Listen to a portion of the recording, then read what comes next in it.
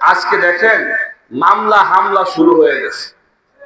শেরপুরে জামাত ইসলামীর এক নেতাকে হত্যা করেছে। গত পরশুদিন নড়িয়াতে হামলা করা হয়েছে। জানেন হামলা করার কারণটা কি?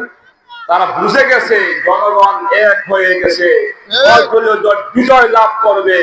এই কারণে আমাদের বিজয়কে ঠেকানোর জন্য তারা হামলা মামলা পথ বেছে নিয়েছে। কিন্তু আপনারা ভুল করতেছেন। হামলা মামলা করে জনগণের বিজয়কে ঠেকানো যায় না, যাবে না, যাবে না। আমি শেরপুরে জামাত নেতাকে হত্যা এবং নড়িয়াতে আমার ভাইদের থেকে হামলা করা হয়েছে, আমি আর তীব্র নিন্দা এবং প্রতিবাদ জানাই। প্রশাসনকে বলবো অবিলম্বে এই হামলাকারীদের গ্রেপ্তার করে শাস্তির আওতায় আনতে হবে। প্রিয় ভাইরা, আমাদের এই শরীয়তপুর নিয়ে অনেক স্বপ্ন আছে, অনেক স্বপ্ন আছে, বলতে রাত পোহায়া যাবে, যেহেতু শরীয়তপুরে কিছুই নাই। একটা স্কুল যদি মনে করেন ক্লাস 1 থেকে 10 পর্যন্ত চলে,